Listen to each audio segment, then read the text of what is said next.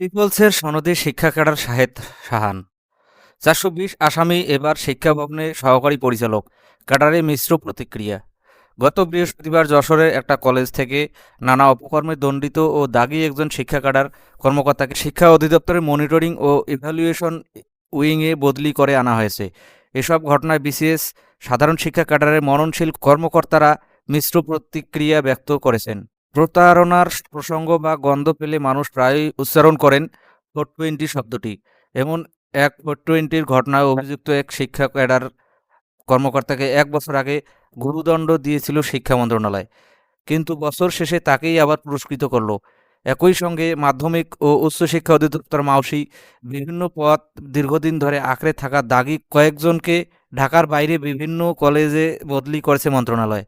বদলি করাদের সবাই মাতাল অবস্থায় গুলিবিদ্ধ হওয়া শিক্ষা ক্যাডার সমিতির সাবেক নেতা শাহেদুল কবির চৌধুরী সিন্ডিকেটের সদস্য হিসেবে পরিচিত।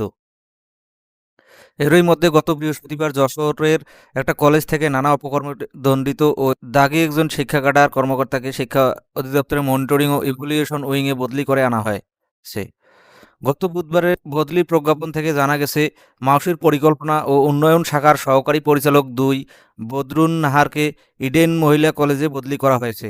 তিনি গণিত বিষয়ে সহকারী অধ্যাপক। একইভাবে পরিকল্পনা ও উন্নয়ন শাখার সহকারী পরিচালক ৫ মোহাম্মদ শাহেদ শাহানকে যশোর সহকারী মহিলা কলেজে বদলি করা হয়েছে। নানা অভিযোগে অভিযুক্ত শাহান বেসরকারি পিপলস ইউনিভার্সিটি থেকে সনদ নিয়ে বিসিএস সাধারণ শিক্ষা ক্যাডারে ৩২ ব্যাচে ঢুকে পড়েন। এখন তিনি ইংরেজি বিষয়ে সহকারী অধ্যাপক।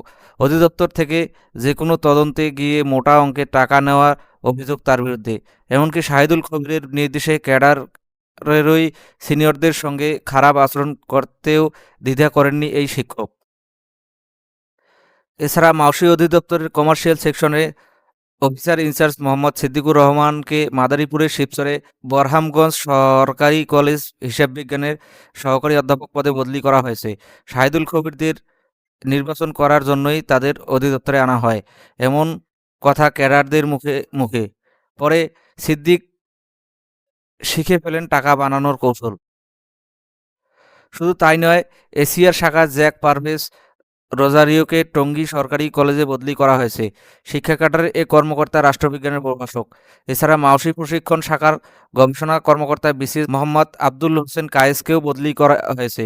তিনি বিসিএস ২৯ ব্যাচের কর্মকর্তা। তার বিরুদ্ধে ছিল বিস্তর অভিযোগ।